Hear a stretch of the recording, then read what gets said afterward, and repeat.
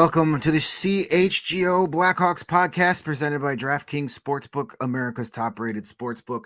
Download the app and use promo code CHGO when you sign up.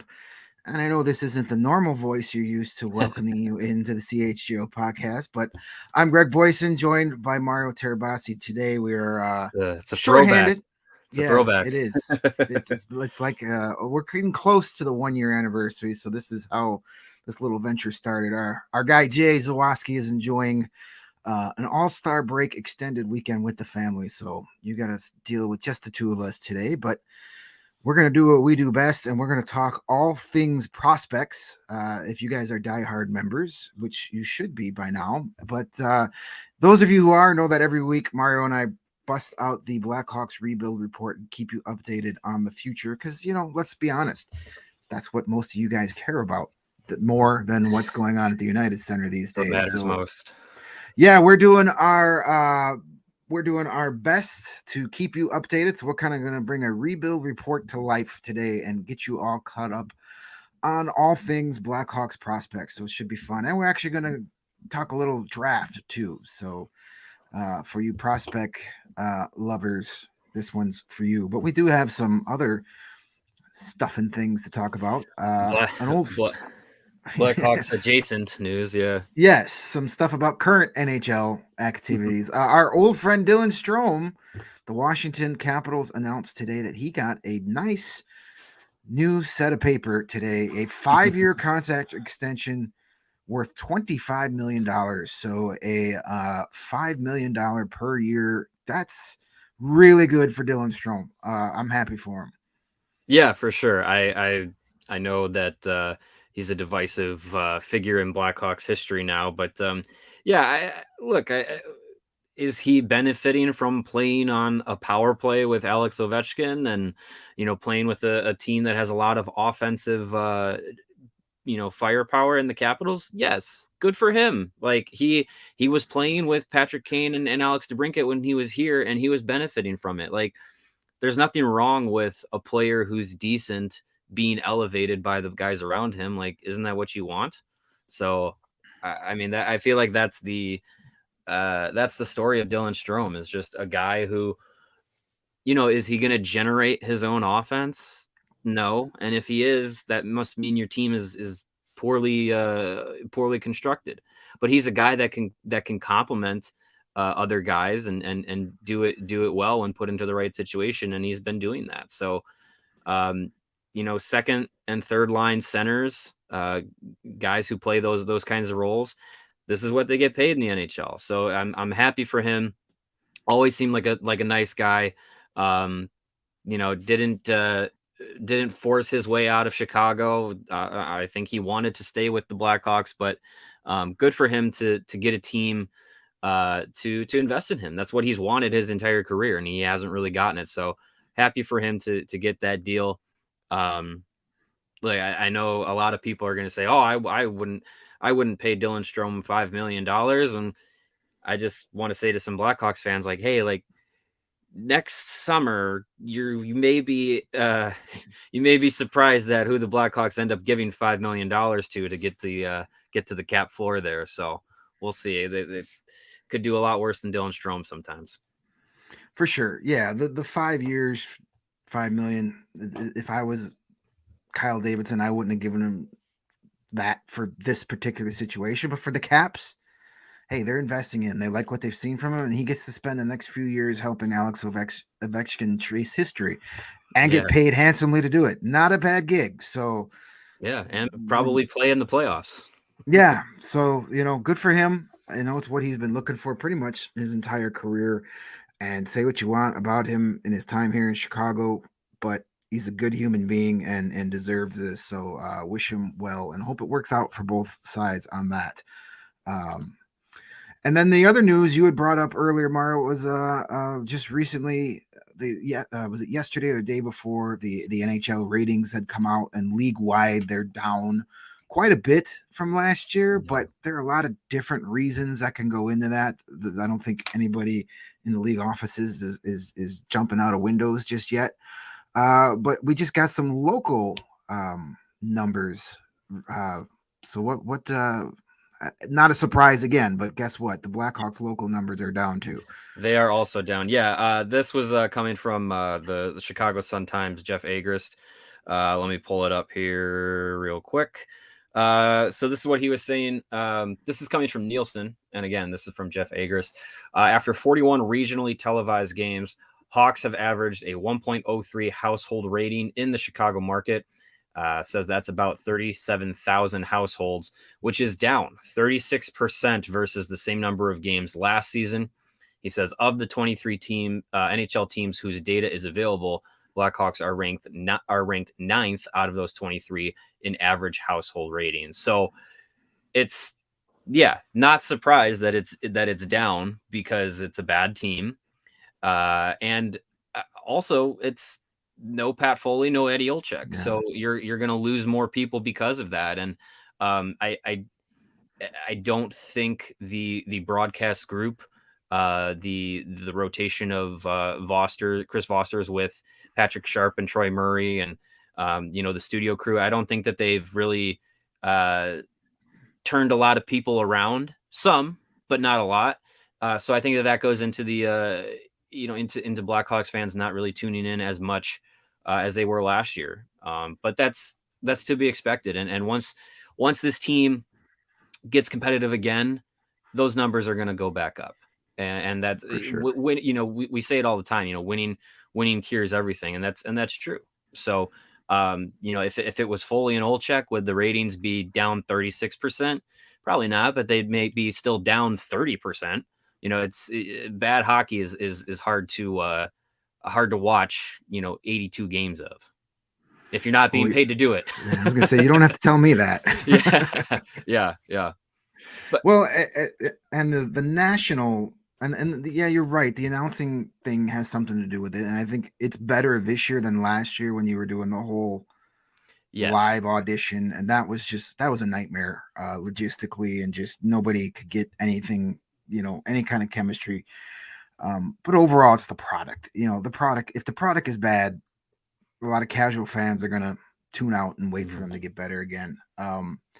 But the national numbers is a little weird. Down 22% since last season. Now, those are games on TNT and ESPN. Right. And as Russell Morgan, who I saved this tweet just for when we had this discussion, he's a Los Angeles Kings reporter and podcaster. He points out that, yes, the average numbers are down, but ESPN and TNT have doubled the numbers of games they've aired compared to last season. More games, especially West Coast games, means a lesser average. So that gives a little logic to it. Okay. So some of it could also be that, more people, I don't know how they factor in, like, if you're watching on an app or watching on your iPad or streaming facility. Like, I don't know how that, is it just pure TV ratings? Less and less people are watching games on TV, period. Yeah. I don't know. ESPN is also reporting that they've got like over 200% increase in social media interaction involving NHL. So there's different things. A lot of people wanted to say, hey, it's the bad playoff format. It's no interest, all this and that. I'm like, well, they had the same bad playoff format last year when the ratings were so high. What's changed? Like, and I think, last year you probably had a little of the novelty of, hey, it's a new broadcast. It's a new channel. Let's see how they do this differently. And that wears off. The key is going to be where those playoff viewership numbers lie. That's where you really need to worry about the health of the game. Yeah. But I think it's, TV numbers can be very misleading and they're very complicated. I don't think it's a science by any means necessary. It's more of a guesstimate. Yeah, I mean, it can be like a more thought more along the lines of like, this is a range of how many people are watching. I mean, yeah, and to the point of, that you're making about how do they quantify the numbers of, people who are streaming it or anything like that, rather than just strictly like people who have ESPN and TNT as a cable package and they tune in that way. I think, again, I don't know the finer details of it, but as far as I understand, like Nielsen is like still just cable TV ratings. So I don't know if that factors in streaming, but yeah, I think, there is some there's always room for improvement with the NHL. Like that's been the case for decades. So I think there's strides that have been made to make the game a little bit more appealing. I think the way that they're kind of shifting a little bit of the marketing is good, but it still needs to be more. I think you look at how, the NBA and the NFL and how players are portrayed in those leagues, I think makes a big difference in how fans respond to it. I think the NHL has tried to make a little bit more of an effort to kind of open up players a little bit more, but it's going to take some time. And I think because a big factor is just, hockey players for a long time are kind of beaten out of the personality or the individualism. And it's so focused on being like, hey, you got to do XYZ so the team succeeds and blah, blah, blah. And, guys don't really portray themselves individually as much as other sports. So I think there's some room for that to change. And so you can get fans a little bit more excited about some of these guys, not only for what they do on the ice, but also off the ice. And I think, the new generation of player that we're seeing, I think does a little bit more of that. Some of these young guys are pretty, exciting and engaging on social media and they have their fun. So I think that's a good thing for the league to try and bring in more of those fans, because your diehard fans, your guys that have been, your people that have been watching hockey for for 10, 15, 20 years, whatever, they're there. But bringing in that new generation is where the NHL needs to definitely focus in on. So I think that they're making some strides there, but there's still efforts to go for sure. Yeah, and the coverage and the marketing has always been geared more towards the diehards. There has been a shift a little more to try and get new fans in, and I think hockey is a tough sport to kind of want to become a new fan in, because it can be complicated at times if you're not sure what you're watching, and there really isn't. I don't think there's enough simplification of things sometimes on the national broadcast to where a new fan can be like, oh, I totally understood what happened there, instead of like, I don't understand icing, I don't understand offside, I'm not watching this. And I think a certain section of NHL fans could do a little better. Like the gatekeeping that happens in NHL fandom is borderline ridiculous at times, where again, it's like, I can understand not feeling welcome watching a hockey game because like so many fans, not so many, but a vocal section of hockey fans are like, this is our sport and you don't know what it is, so you can't be here. And it's a little silly. And the scheduling can help a little too. It seems so many nights that there's like 12 games all starting at the same time. Can you stagger them a little bit? Well, well, and I know. Go ahead. No, go ahead. I was just saying, I know a lot of that has to do with TV contracts that like the networks that the local networks are on dictate the starting times. But would it hurt you to start one game at 6:01 and then one at 6:07? so you don't, whatever game you're watching, you don't, it goes to intermission, like, oh, let's see what else is going on, and all 11 games are in intermission at the same time. Nothing's happening. Have two start at 6, 2 at 6:15, 2 at 6:30, then at 7th, like, just go that way. And that you don't have to do that for when, there's 14 games tonight, so you have to stagger a couple of them. But even the other night, what was it? Might have been Wednesday night, the last night that there were games. The Leafs and the Bruins and I forget the other game. Was it Hurricanes and Sabres? Two games I wanted to watch. 2 games, and they both started at the exact same time. Like, you couldn't make one 6 and one 6:30. Like, come on. So you're lining up intermissions. It's tough to, and especially for people who, they've invested in the ability to watch out of market games. You're like, oh, okay, Sabres games in intermission, let me flip over. Oh, what's another intermission? So it's harder to hold somebody in when every game is at the same point in the game. So yeah, that's a big problem that I think the league needs to somehow address. But again, like you said, the local markets kind of dictate those things. But that could be something the league could easily say, like, hey, we're going to start staggering these games a bit. Yeah, it would be easier. And, building availabilities to have to do it. Why are there 11 games on the schedule tonight, but only 2 tomorrow? Almost all these teams share their building with NBA teams. Right. So it's tough to you can't just say, these are the nights we're playing. And no, you got to work it out. And believe it or not, I'm sure the NBA teams probably get top priority in a lot of those buildings. Probably. Yeah. You're sharing it with the NBA. You're sharing it with, concerts and monster truck rallies and Disney on Ice and all those things. So it's not a puzzle. I envy the person that has to piece it together there with the No. United Center to keep all the dates straight. So No. All right. Well, that's enough about the current state of hockey. The main reason we're here today is talk about the future of hockey, specifically the future of the Blackhawks. Mario and I, every week this season and going forward, we will be doing the Blackhawks rebuild report, an article we put out every week on allchgo.com. You have to be a die-hard member to get access to that. So that's one of the many perks you get by becoming a diehard member. But we're going to kind of give you a peek behind that for those of you who aren't don't have access to that. But the way we do it is we decided in the beginning of the year we're going to split up the prospects. Mario covers the amateur prospects, so the guys in college, juniors.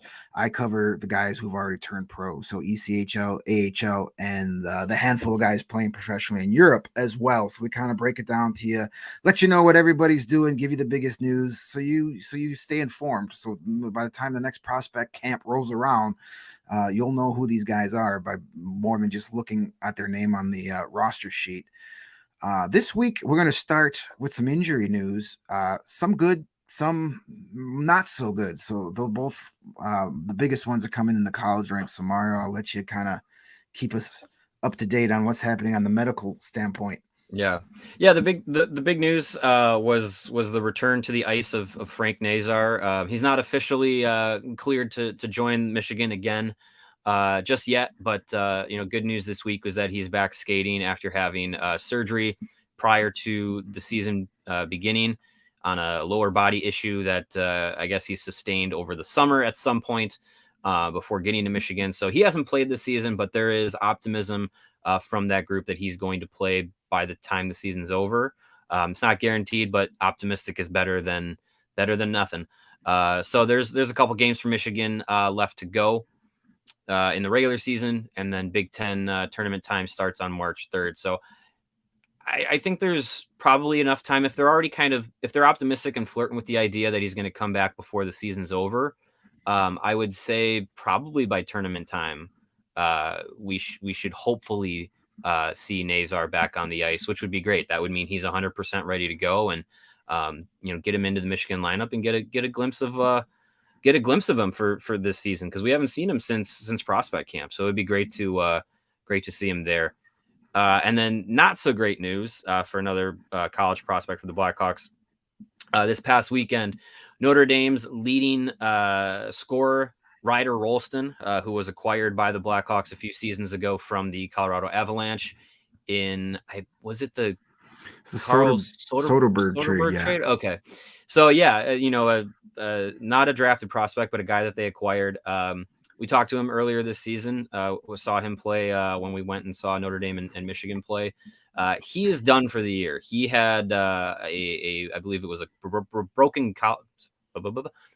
collarbone, which I've had before. Not a lot of fun. And he had to have surgery to repair that. So I believe he's had the surgery. If not, it was going to happen this week. So his season's over. He was leading the Irish this season in points. They've been having a bit of an up and down year, but they got back into the top 20 this past week. So we'll see what happens with the rest of the Notre Dame squad there. I know Landon Slager is still there with Notre Dame, and you'd be surprised if you looked at the stat sheet to know that he was still there. He is having, as far as point production, a very disappointing season. But yeah, bad news for Rolston there. He was a guy that I was kind of on the fence about after his 3 seasons. I know it's coming up to time to make a decision for the Blackhawks on what they want to do with him. He's a guy I'm kind of on the fence about where his real NHL future is at. But I think with the injury kind of shutting down this year, I wouldn't be surprised if he comes back for a fourth season with Notre Dame next year, and then him and the Blackhawks kind of take it from there, see what his future is going to be. So tough news for him, for a guy that we had a chance to talk to, and seemed like a really good kid. Yeah, the CHGO Blackhawks curse is alive. Man, we gotta figure something out here. We gotta burn some sage or something. Yeah, they're gonna start running away from us when we walk into a locker room. Yeah, it's tough news for Rolston. I kind of was interested to see what would happen if, maybe he would do one of those late season go pros. When I look at Rolston, and this is not a knock on him by any means necessary. I see like effective career AHL forward, like a guy that one of those guys that can play out like 12 years in the AHL and have a lot of success there, but just doesn't have that extra half step or shot good enough to be a long-term NHL player, but a guy that may come up and play 7-8 games a season and lead the AHL in scoring, and win 2 or 3, Calder Cups, because he's that veteran that the Wolves bring in every year when they want to win a championship. So that's kind of how I see him. And there's a lot worse careers than playing professional hockey in the AHL for for a dozen years. Yeah. There's definitely nothing wrong with that. Yeah, I think he's a guy that offensively just kind of has a green light and just likes to shoot and likes to take the puck to the net. But I remember when we watched him and you made the comment that kind of his skating stride just seems like there's a lot of energy in it, and that's not necessarily a good thing. You don't want to look like you're trying too hard when you're getting up and down the ice. But hey, I mean, he's still a young guy. He's got he's definitely agree. He's got a pro future ahead of him. Just I don't know how much of the time will be spent in the NHL. Yeah, that was something when I first started scouting for the North American Hockey League a few years ago. One of the veteran scout gave me some of the best advice I ever had when it comes to scouting is like when you're watching a player, you start at his feet and work your way up to the rest of the body. And he says it doesn't matter how fast a guy's top speed is. What really makes the difference out there is how long it takes that player to get to said top speed and how much energy they use to get there. Mm-hmm. So if it takes you 14 strides at like full energy to get to your top speed, you're gassed by the time you got to get the top speed. It doesn't really matter at that point. So those are the types of things that I always kind of keep an eye out for, is not necessarily how fast the guy is, but just how, I don't want to say effortless, but just how much energy is expended getting to top speed, because that can make a lot of difference on the ice. Yeah, if you're already, if your tank is 50% full once you get to top speed, it's a big difference between being 85% full at top speed. Yeah, so you're pretty ineffective at top speed, but got nothing left. You're too tired to get a shot off, but you're really fast. You're out of breath, but you're really fast. You got to get off. You got to change quickly, but yeah, you got there.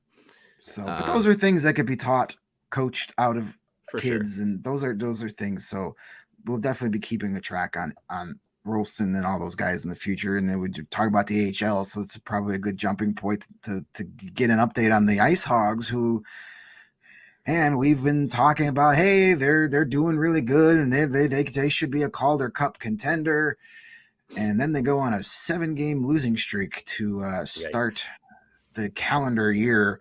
They did get a couple of points out of that, a couple overtime shootout losses, but for much of the season, they were, for the first time in a long time, they were an offensive juggernaut. I mean, the first time that I can remember covering this team, they were getting 4 or 5 goals a night on a consistent basis, and then all of a sudden, that's kind of dried up a bit. Now, an AHL season is a long, weird year where teams go through these stretches where for a month they look unbelievable, and then the next month they look like they've never played hockey, and then they're great again. And a lot of that has to do with the roster flux. The second somebody gets really good on your team, chances are they're probably not going to be there the whole season. So that's kind of and that happened with the IceHogs. Lucas Reichel came up for that little bit, and Brent Seney was called up. Those were their 2 top scorers, and Isaac Phillips, who's one of their top defensemen, both offensively and defensive, spent time up here, and Ian Mitchell's been up here a lot. Guys like that. Luke Philp came up he missed a weekend. He's been a contributor down there, and Philip Roos, and the list goes on. And they've really not had a number one goalie most of the season. They've kind of had to rotate too. It was supposed to be Arvid Soderblom, then he was with the Blackhawks, then it was going to be Jackson Stauber, but he got hurt, and then it's it's Mitchell Weeks, it's Dylan Wells, and then Stauber's back, and then it's just been crazy. So the good news is their last game out, they won. They beat the Manitoba Moose to get back into the win column. And basically, this year is not a great year for prospects when it comes to the IceHogs. They brought in a lot of AHL veterans. There's a few, like next year is going to be, and the year after that are going to be great years as far as prospects on the IceHogs goes. I think next year, you'll see a guy like Jalen Lipin on the IceHogs. Possibly Ethan Del Mastro, Nolan Allen, guys like that will begin their pro careers. Of course, the top guy here is Lukas Reichel. And we all know what happened here. He came up. He finally looked dynamic at an NHL level. Then he went back down. And then he wasn't very good for about 4 games. He had no points in his first 4 games back. But this past weekend, much better performance for Reichel. He picked up 3 assists in 3 games, including a pair of primary assists on a power play during their loss to the Milwaukee Admirals. And then he had a big shootout goal in their win, that win against Manitoba Tuesday. So he's starting to snap out of his little funk. I'm not in his head. I don't know, but he had to be disappointed after the way he played and having to go back. And that showed those first couple games back. But it looks like he's getting it back together. He's heading off to the AHL All-Star game. So that could be a nice little break, a little fun for him.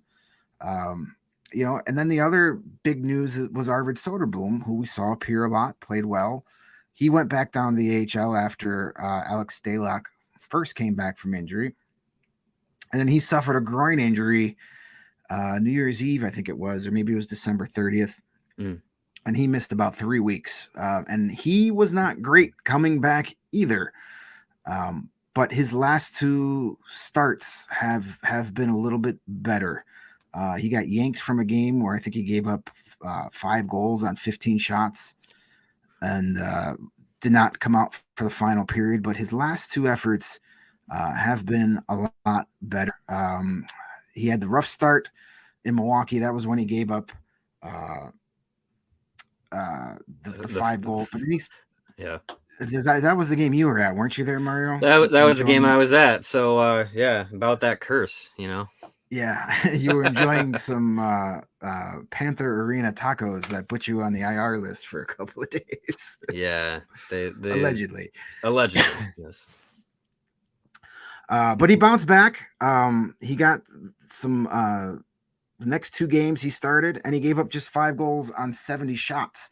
That's a .928 save percentage, and got the IceHogs 3 points. That was in the overtime loss to the Wolves, and then the win over the Moose. So he's getting back on track. And of course, we have the young defenseman, Alec Regula, is having a really good season down there. I believe he actually leads all defensemen with 5 goals. So he's showing that offensive side that the Blackhawks, were hopeful of. Yeah, he leads all defensemen with 5 goals. He has 16 points total. A guy that we forget about and kind of got lost in the shuffle is Jakub Galvas. He's had quietly putting together a year, and this is a guy that the organization doesn't talk a lot about. I mean, he was really good in training camp last year and even earned a couple of games, but he leads all defensemen with 22 points and 21 assists. He's 4th on the team in assists behind Reichel, Cini, and David Gust. So Jakub Galvas is having a really solid year, and that's a guy that, I'd like to see back up here at the NHL level for another small look. Yeah. I think, he came up for a few games last year. He looked pretty decent. So I've been surprised so far this year that he hasn't come up again and hasn't really had the opportunity to show where his development is at. But I think he's been playing well in Rockford. But so is Isaac Phillips. Alec Regula was up. Alex Vlasic was up at different points. The good thing about the IceHogs is that as far as defensive prospects go, like there's not a lot of flashy guys, but there's a lot of solid guys that, you could point to and say, hey, in a year or two, they're going to be legitimate, solid NHL rotation kind of defenseman, which is great. Isaac Phillips is at the top of that group. Vlasic and Regula are part of that. I think Galvis could be that. I think he's starting to slip into that like Nicholas Baudin range where it was like, he looked like he could do a little bit, but then it just started sliding down, and now you got prospects from the last few seasons going to start sliding in next season. You have a glut of good defensive prospects, and some guys are going to get buried. I have a feeling Galvis might end up being that guy. But I agree. I'd like to see him get an NHL stint, see where he's at, see if he's made improvements from last year to this year. I think that would be big for him, and I think it would be a good idea for the Blackhawks to do that and see what you have. Yeah, I think post deadline is going to be a good time to rotate some of those Rockford guys in and out. There'll be some space on the roster for sure. Yeah. One last guy I want to mention before we tell you about our friends over at Goose Island. He's playing in the ECHL with the Indy Fuel, and that's Chad Yetman.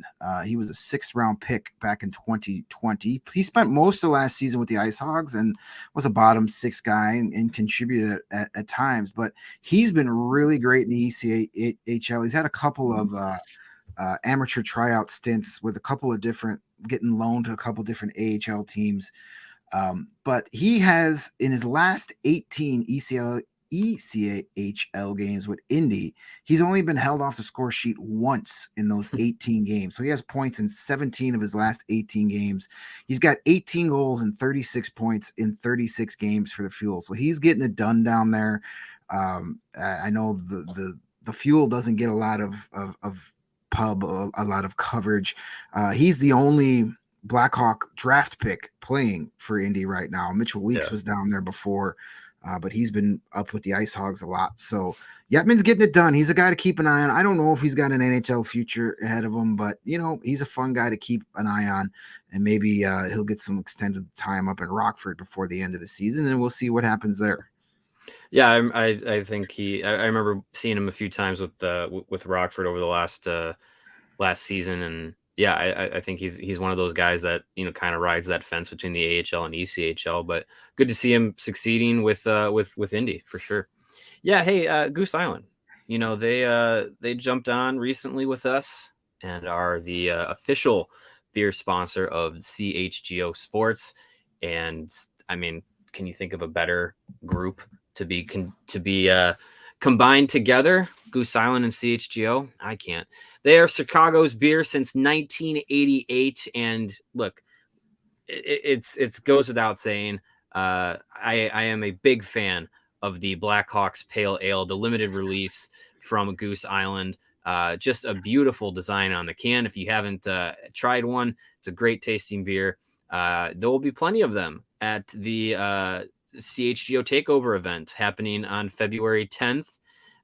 If you didn't get a ticket, sorry, it's officially sold out. Yep. Big props to you, the CHGO Blackhawks fans, for selling out the Takeover event. Going to be a great time. It's going to be happening February 10th. Blackhawks hosting the Coyotes. We're going to be at the Goose Island Brew Pub. If you did get your tickets, a reminder, you're also going to get yourself a free CHGO Blackhawks t-shirt, the one you see here on your screen, the brand new design. You're going to get that with the event. You're also going to get a ticket to the game in the 300 level. You're going to get to hang out with myself, Greg, and Jay. And you also get 2 beverages at the Goose Island Pub at the UC with the event. Going to be a great time. So, again, like I said, the Blackhawks Pale Ale, that will be there. Probably the Bull City 312 will also be there since it's in the UC. If you enjoy that one, you can get yourself some of those. Of course, the Green Line, the Matilda, the Beer Hug IPA series, which is relatively new. I've heard great things about. So yeah, the whole lineup from Goose Island, you're going to find yourself a beer that fits your tastes. And what you want to do is go to one of their 2 local locations here in the Chicago area. They are open and ready to welcome you. You can grab a beer right from their innovation tanks at the Goose Island Tap Room, located at 1800 West Fulton, or you can get yourself a nice, tasty smash burger and a fresh beer of the week at the original Clybourne Brew House, and that is at 1800 North Clybourne. For reservations and pickup, go to gooseisland.com/locations. Again, that is from our friends at the Goose Island Beer Company. Yeah, and if you still want to go check out that Coyotes Blackhawks game Friday night and missed out on the takeover tickets, you can always use that game time link in the podcast description and buy yourself some discounted tickets and still stop by and say hello and enjoy a hockey game as well. We can't wait to hang out with all of our CHGO listeners that night. It's going to be a lot of fun. Oh, yeah. And speaking about a lot of fun, the Super Bowl. It's almost here. We're just over a week away. The stage is set, and we're counting down to the battle in Arizona. There's no better way to get ready for the NFL action than with DraftKings Sportsbook, official sports betting partner of Super Bowl 57. New customers can bet just $5 and get $200 in free bets instantly. Plus, all new and existing customers can take a shot at even bigger payouts with the DraftKings stepped up same game parlays.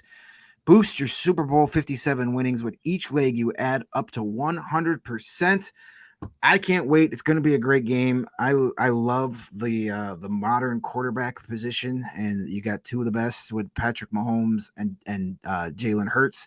It gets me excited to be what might be down the road as Bears fans with Justin Fields. They play similar types of games. So one thing I'm looking forward to, I noticed the other day, DraftKings has, you could pick your own Super Bowl squares and bet on you instead of just picking a random square and getting stuck with 2 and 5, you can pick 7 and 7, or you could pick Eagles 7, Chiefs 3, whatever combination you want, you can do and bet on them. And of course, each number combination has different odds, but that seems like a lot of fun. And our play of the week almost hit last night, in case you missed it. Almost. Our guy Giannis had 54 points, well over the 32.5 we needed him, but the Bucks only won by a point. We needed him to win by 5, so almost hit that last night. But good to see our guy go off on the Clippers. So download the DraftKings Sportsbook app. Use that promo code CHGO. New customers can bet $5 on Super Bowl 57 and get $200 in free bets instantly. That sounds like an amazing deal, and it's only at DraftKings Sportsbook with promo code CHGO. Minimum age and eligibility restrictions apply. Void in Ohio. Sorry, Blue Jackets fans. See show notes for details. Did you see how Giannis celebrated his 54 points last night? I missed that. He said I'm gonna go to Culver's and order 50 cheeseburgers and eat as many as I can. And then he said, I'm going to Culver's because Chick-fil-A doesn't give me free meals.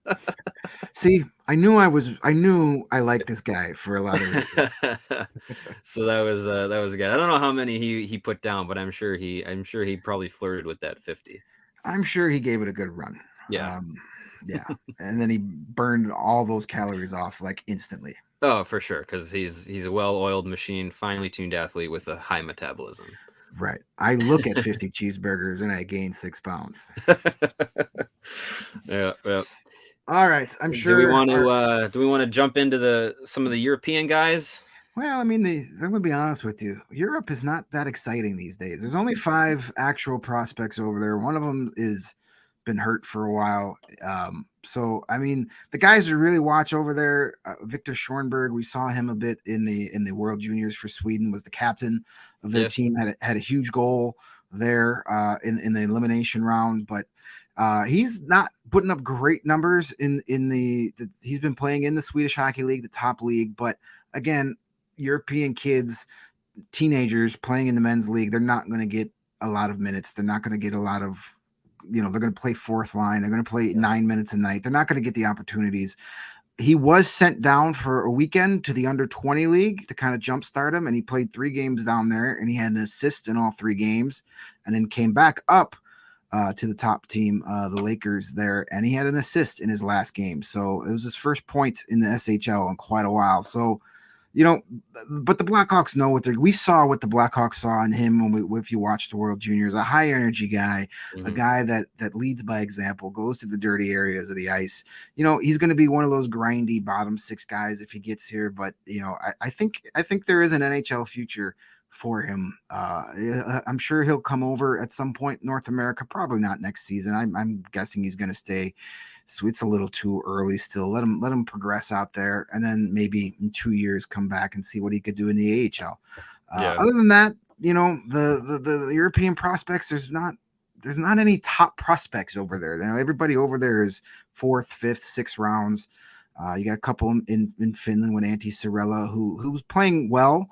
He missed about a month with an injury, but he's been finally picking it up.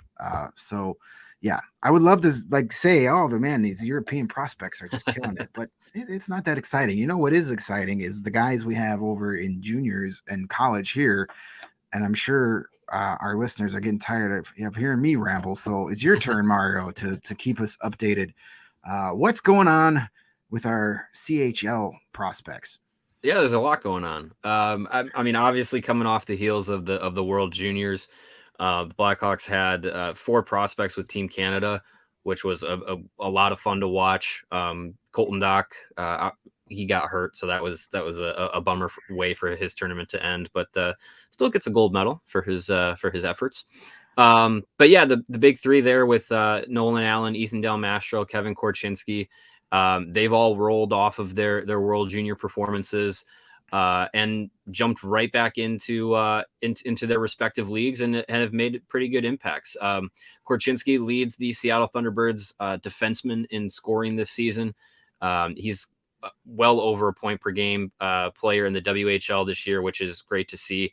After being, off the top of my head, I believe he was either right under a point per game or right at a point per game last year in his draft year, and was a big reason why Seattle had a deep playoff run last year. And Seattle loaded up to have another deep playoff run because they traded and acquired Nolan Allen earlier this year. Those two were playing as a defensive pair for a while. They've been split up now because Seattle has also acquired Luke Prokop from last year's WHL champion Edmonton Oil Kings. So now Korchinski and Prokop, they are the top pair in Seattle. Nolan Allen is on the second pair, and Seattle also acquired Colton Dock while he was injured. So once he gets back to health, the Seattle Thunderbirds are going to be a team to keep a lot of eyes on for the Blackhawks, as they are likely going to have a deep playoff run in the WHL, and hopefully we can maybe line up a trip in April out to Seattle, see the Kraken and Blackhawks play, and then maybe catch a Thunderbirds playoff game. Like, that would be a lot of fun. Yeah, let's keep putting that into the universe and seeing if we can make that happen. The Thunderbirds are, as the kids say, going for it. There's no doubt about that. They're going all in. They have the trades in the CHL are just so ridiculous, where you can have like 15 different assets moving between 2 different teams. Yeah, trade picks 18 years from now. yeah. They're trading kids who are like 11 years old right now. It's crazy. So some of the kids that are going to get drafted with some of these picks getting traded haven't even been born yet. Yeah, almost. Del Mastro was also traded. He was part of a trade from Mississauga to the Sarnia Sting. That was coming after the World Juniors, obviously, and he's, what has been his big selling point has been his defensive game for a while, and what the Blackhawks have expressed to him in his development over from last year to this year is to, hey, like, let's see that offensive game get a little more pop to it. And hey, ask and you shall receive from Del Mastro. He's also playing at over a point per game this season between his time with Mississauga and with Sarnia. The Sting are in the playoff picture right now in the OHL.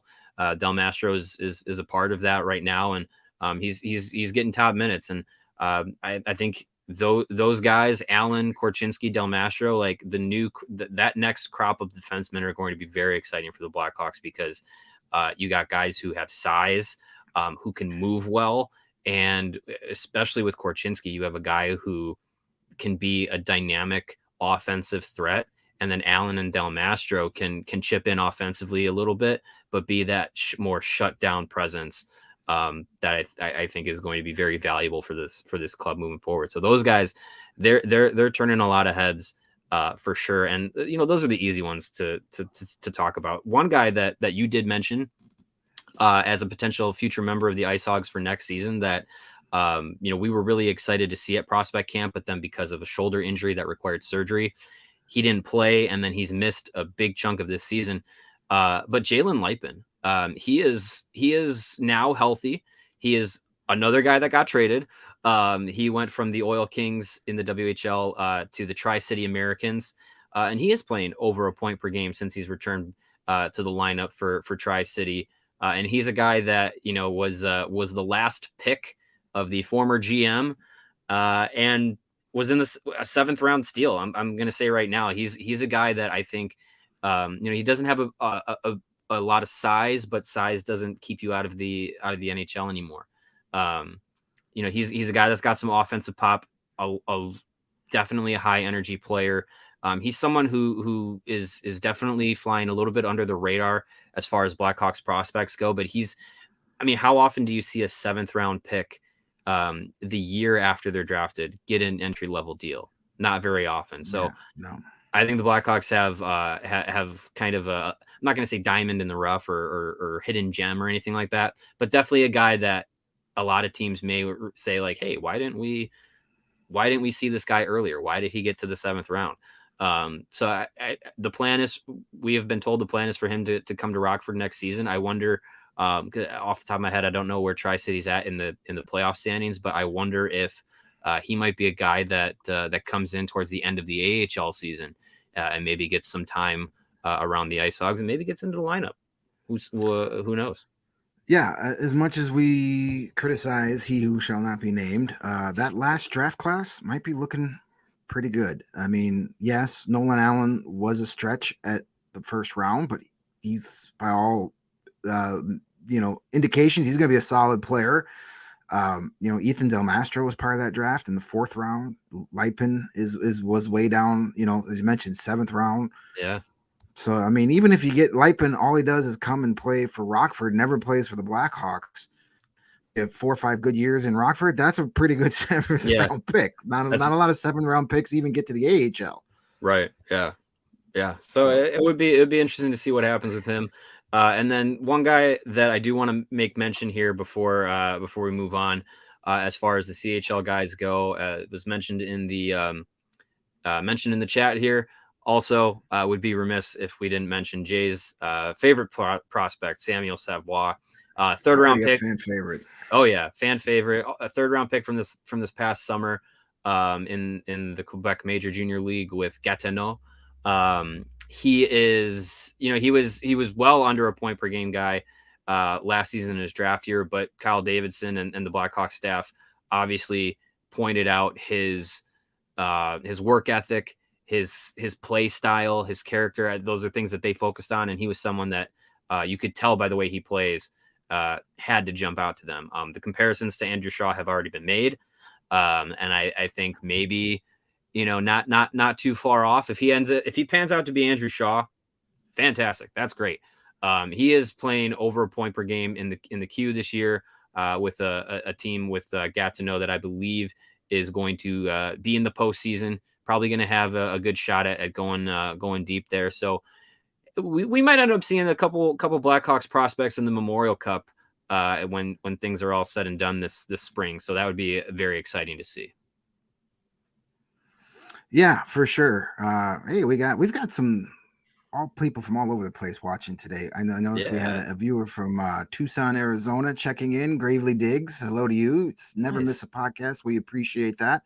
And Dolly Boy 24/7 from Australia, from down under. Hello there. Thanks for checking in as well. That's a good question. There are a lot of rumors that there's going to be a preseason game or two in Australia next year, and if the Hawks are involved, will the CHGO bigwigs be sending you boys down under? I certainly hope so. I mean, why not? Let's do it. I've never been to Australia. I don't know if I can handle that long of a plane ride. That doesn't sound fun to me, but I'll take a bunch of Benadryl and try and sleep as much as I can. We have Thomas from St. Paul. Love seeing people from all over the place. Of course, we have some of our regulars checking in from Mexico and Canada. We are an international flair. And worldwide. And we have some guys, listeners asking about who should the Hawks focus on after those potential top 3 pick. I'm glad you asked that because we've picked out a few guys for that exact purpose. But before that, we got to take care of a little more business, and then we'll get into that as well. So, Mario, tell us how we're going to look good on the golf course this spring. Yeah. Hey, our friend in Tucson, Gravely Diggs. I'm sure the golfing weather is great out in Arizona right now.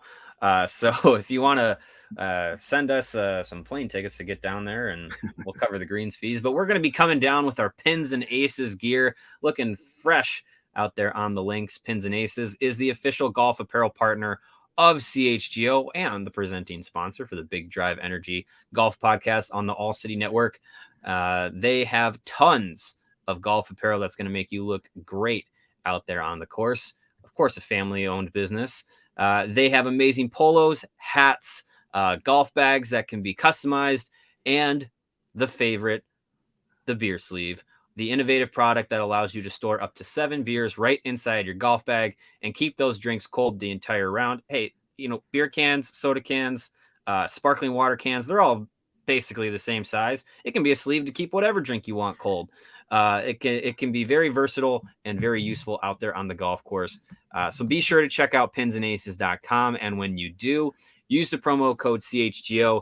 You're going to get 15% off of your first order, and you're going to get free shipping on that order. Again, that is the promo code CHGO at pinsandaces.com.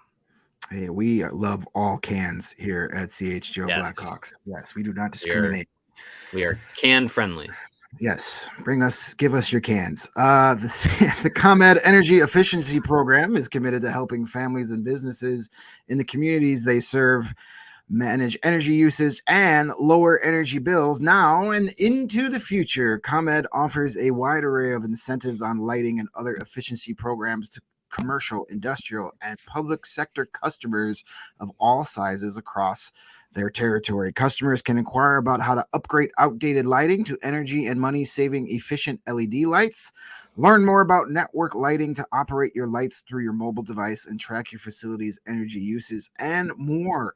Incentives have recently increased for indoor, outdoor lighting, and network lighting controls, making these projects even more cost-effective than before. So visit comed.com/poweringbiz, B-I-Z, now to start saving money and energy. To start a project, contact ComEd at 1-855-433-2700. For more information, email bizee@comed.com or public sector EE, as in energy efficiency, at comed.com. We appreciate our friends at ComEd for giving us tips. Everybody loves saving money. You can use it to buy golf apparel.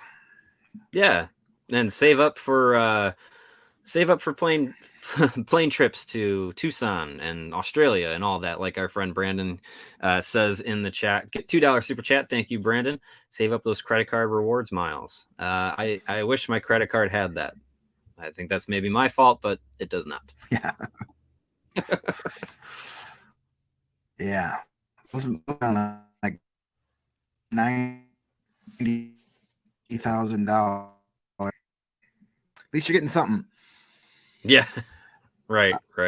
Speaking of getting something, the Blackhawks, we've been talking all season long about, of course, Connor Bedard. We know they're going to likely have one of the top 3 picks.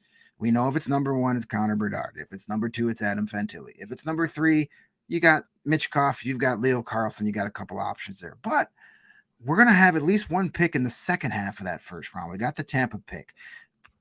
There's a chance there's going to be maybe 1 or 2 more, depending on where we go, but they're all going to be from playoff teams. So we're talking 17th through 32nd. So who do we draft there? You guys are asking. Mario and I have kind of picked out a few names to keep an eye out before then, and we're definitely going to do some more coverage on those types of guys once we have a better idea of exactly where the Blackhawks are going to draft. It's a little hard now because we don't know where they're picking, and these things can change between now and July, but we both have 3 guys, and I think we're kind of got the line of thinking.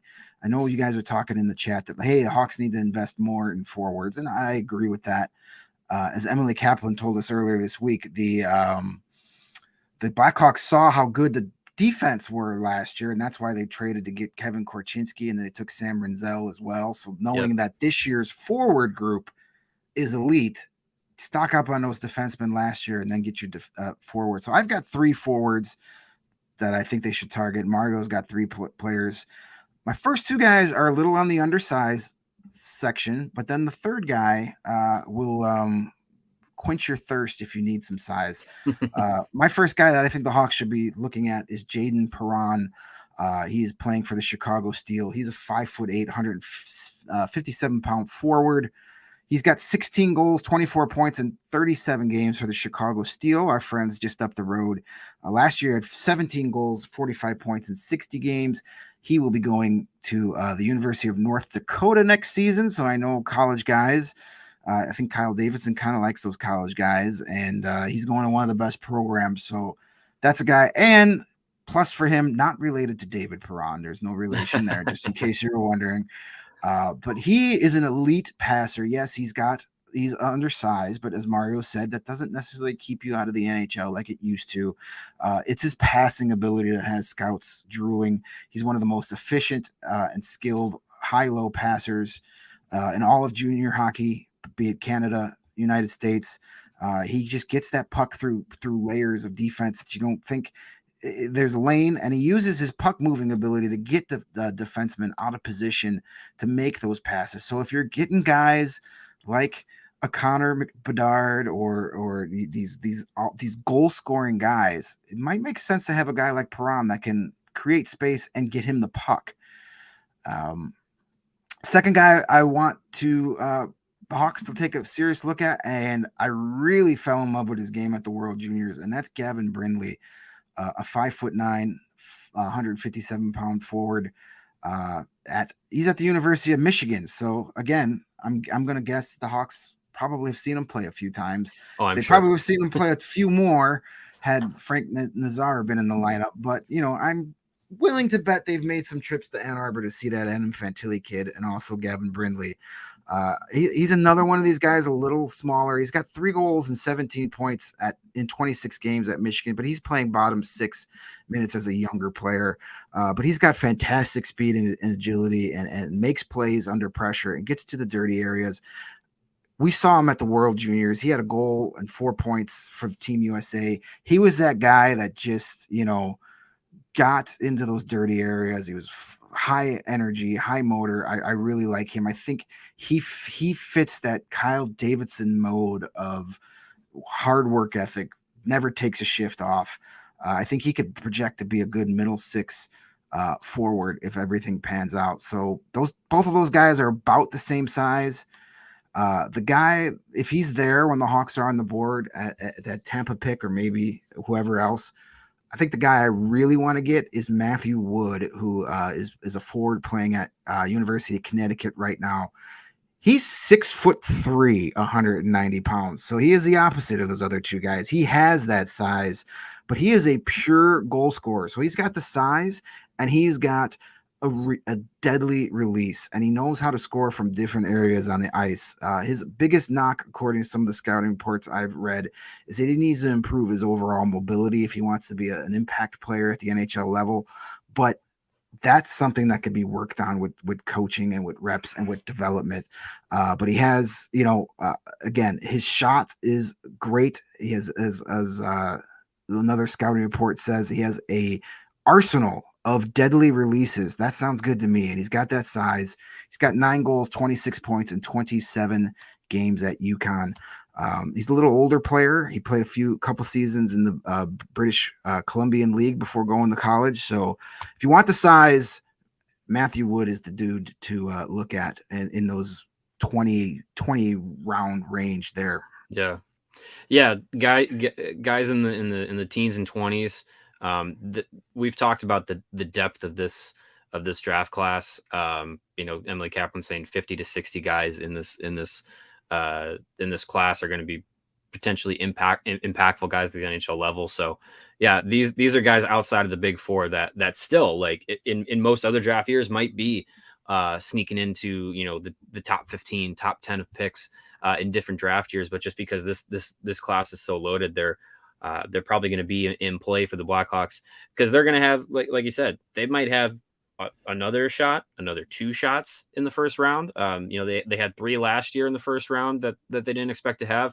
Hey, if they get crazy, maybe they get four first round picks this year. Who knows? But yeah, I like those guys. Brindley was going to be when we were talking about who we wanted to mention. Brindley was going to be one of the guys that I was going to mention here, but you had him, so I was like, all right, that works for me. Yeah, the 3 guys I have, I have 2 forwards and a defenseman, and it's funny that people are like, no more defensemen. But 9 of the 11 picks they made last year in the draft were forwards. So Kyle Davidson definitely knew he had to replenish some of the forward depth in the prospect system, and he's definitely making an effort to do that. The first pick that the Blackhawks are going to make, I have 100%, 120% faith that it's going to be a forward. But the forwards I have, the first guy I have is climbing up the draft boards. I think he's gone from a preseason second round potential pick to now he's on most draft boards in the late teens, early 20s. And if the last name is familiar, it should be Gabe Perreault, son of Blackhawks development coach and former Blackhawk Yannick Perreault. He is definitely climbing the draft rankings. His last 10 games, he has 23 points with the U.S. development program. He has been tearing it up with them this year between the development program and the USHL. He's combined for, let's see, he's got now 54 games played and he has scored 48 goals. That's pretty good in combined efforts there. Over 100 points in 54 games. 100, quick math here, 104 points in 54 games for the U.S. development program for Perreault. His shot is definitely his biggest attribute, and I think he's a guy who could really make an impact in the Blackhawks prospect system, which, if you've been paying attention to Scott Wheeler, has yet to be named in his top midseason rankings as far as ranking all of the prospect systems in the NHL. He's gone from 32 to 7 and no Blackhawks, so they're at least in the top 6 in Scott Wheeler's eyes. I think we need to contact Mr. Wheeler when he releases where the Blackhawks are and have him on to discuss that sort of thing. Sounds good. Yeah, why not? The other forward I have here, big surprise, someone that I've been mentioning since last summer after the draft when we started to really look at the 2023 class, and that is sizable forward Charlie Strome from the University of Wisconsin. He played with with Team USA at the World Juniors in a 4th-line role, and that was probably the best he's looked this season. Wisconsin as a program has been terrible. So that's really kind of sucked down his expectations and his draft stock. He actually started the year as a potential top 10 pick, and on a lot of draft boards is fallen to the second round. So I think a lot of that is because he's playing in a program that is not very good. He hasn't had the opportunity to really showcase his offensive upside, but his size is what a lot of people love. His ability to move at 6'3", 215 pounds is very enticing, and the raw tools are there. So he's picked up his game a little bit in the last couple of games for Wisconsin, which is good to see. But I think what you saw from the world from him at Team USA at the World Juniors was a good sample size of like where he's at right now. And like I said, like the size he has, the mobility he has at that size is really good. If he can hone in those offensive tools, I think his forechecking game is really good. That's a guy that I think could slip and could become a nice steal for a team late in the first round. Hopefully the Blackhawks. The last guy I have is a defenseman. He is teammates with Jalen Lipin with the Tri-City Americans, and it's Lukas Dragicevic. He is well over a point per game this year in the WHL, leading all WHL defensemen in scoring.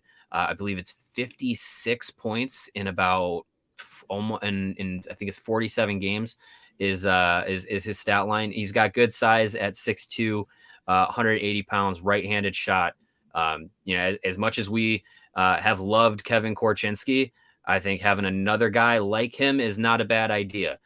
So I think that's a guy that could come in to the system, be available late in the first round, and be a guy that, hey, if you got Korchinski on power play 1 in the next 4 or 5 years, maybe Dragicevic is on your power play 2, and you got some nice options there. But that's who I'm looking at outside of the big four with the Blackhawks.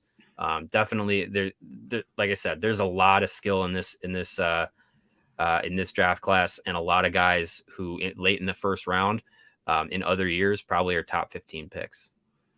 Yeah, it's going to be a lot of fun. I can't wait for draft season to really pick up. And if you're a diehard member at allchgo.com, you're going to have access to all of our weekly rebuild reports where we keep you updated just like this. We basically put this show into article form every week so you can stay up to date. That's what we do with the rebuild report. And as we get further on, I know there's been a lot of names mentioned in the chat. Also, before we get out of here, going to mention Thomas's super chat. Thank you, CHGO Invasion of Minnesota. I have no problem going to the Twin Cities. I've got some family up there. I love it. Preferably in the summertime, though. I'm not in a hurry to get up there now, but come June, July, I'll go up there for a Twins game. No problem.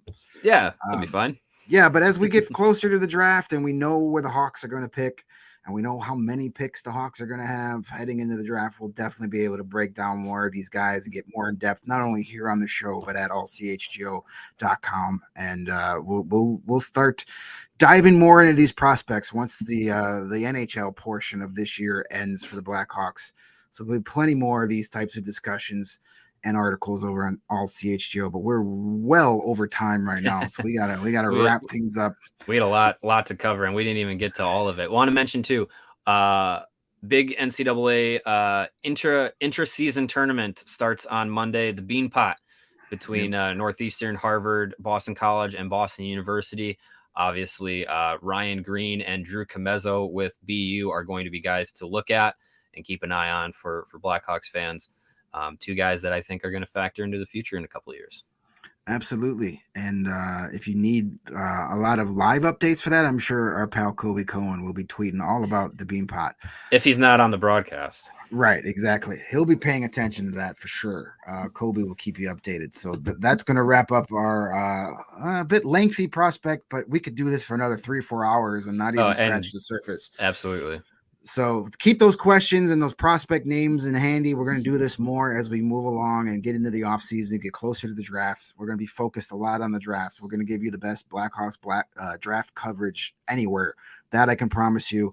As far as the rest, this is our final show for the week. We got the weekend off. Enjoy the All-Star game. Should be a lot of fun. Skills competition tonight, I believe, Russ. And then tomorrow is the actual All-Star game. Yep. Seth Jones will be doing the hardest shot. Good luck. And then there's no Zdeno Chara, so maybe it's open for anybody. Ovechkin's in it, though. All right. Well, it's a race for second place, probably. So enjoy the skills competition. I always enjoy that more than the game. We'll be back. Monday was originally going to be an off day, but we're going to actually, Mario and I will be back. Jay will still be on his little vacation. The Blackhawks will be back practicing Sunday and Monday, so we'll have some on-ice stuff to talk about. There's going to be some extra media availability after practice, so hopefully we'll have some interesting things to talk about. So we'll be on the air Monday and then Tuesday post-game after Blackhawks Ducks. So right back at it next week. Full schedule. We got 3 games next week, including the takeover, so it should be a lot of fun. But as always, thank you for checking in. Please hit the like button on your way out. Subscribe to the YouTube page if you haven't. Leave us a 5-star review wherever you are enjoying this podcast. It's greatly appreciated. And I'm Greg, and for Mario, thank you again. And hopefully Jay is staying warm up north and has a safe trip to Door County, and we look forward to getting them back next week. But until then, we'll see you Monday afternoon for another edition of the CHGO Blackhawks podcast.